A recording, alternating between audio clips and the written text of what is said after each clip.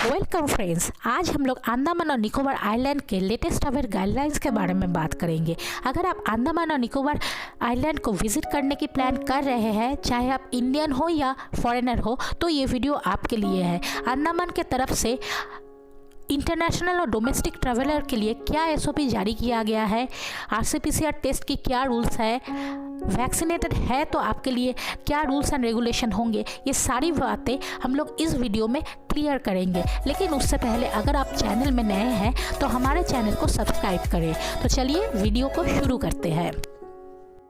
Omicron के बढ़ते हुए मामले को देखते हुए 23 दिसंबर 2021 को क्रिसमस और न्यू ईयर से पहले स्टेट वाइज ट्रैवल गाइडलाइंस को अपडेट किया गया है। इस न्यू गाइडलाइंस के हिसाब से अंडमान में इंटरनेशनल पैसेंजरों के लिए क्या अपडेट है, चलिए देख लेते हैं। इंटरनेशनल पैसेंजरों को यहाँ पे दो हिस्से में बांट दिया गया है। एक एट रिस्क कंट्री से आने वाले पैसेंजर, दूसरा rest of the world. At risk country से आने वाले पैसेंजरों के लिए क्या रूल्स एंड रेगुलेशन है, क्वारंटाइन कितने दिन की करने होंगे, ये सभी बातें आप ऊपर में आई बटन में क्लिक करके वीडियो में देख सकते हैं।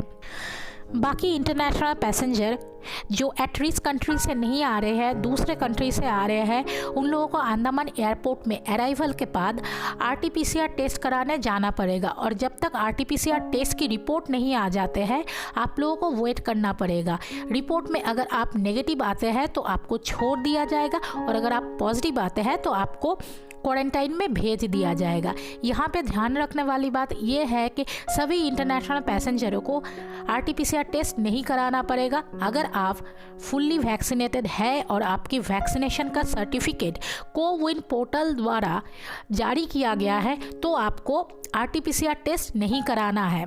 मतलब अगर आप एट रिस्क कंट्री से नहीं आ रहे हैं, दूसरे कंट्री से आ रहे हैं, और अगर आप फुल्ली वैक्सीनेटेड है और आपकी वैक्सीनेशन की सर्टिफिकेट कोविन पोर्टल द्वारा अप्रूव किया गया है, तो आपको अंडमान एयरपोर्ट में अराइवल के बाद कोई भी आरटीपीसीआर टेस्ट नहीं कराना पड़ेगा।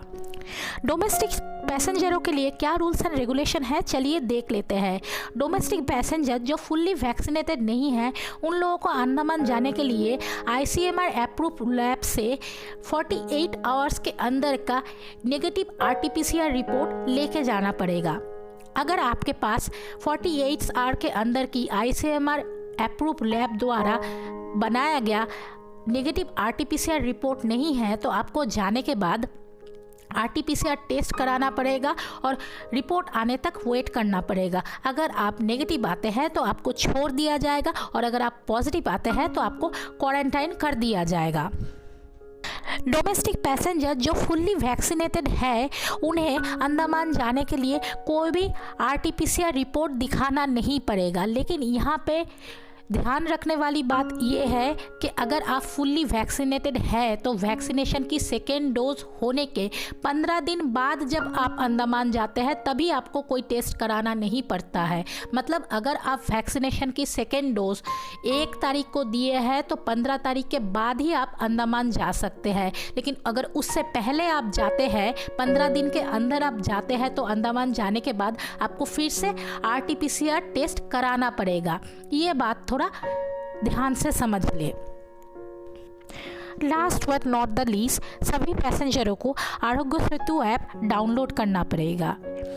उम्मीद है कि आपको हमारी ये वीडियो इंफॉर्मेटिव लगी हो। हमारे साथ एंड तक बने रहने के लिए धन्यवाद।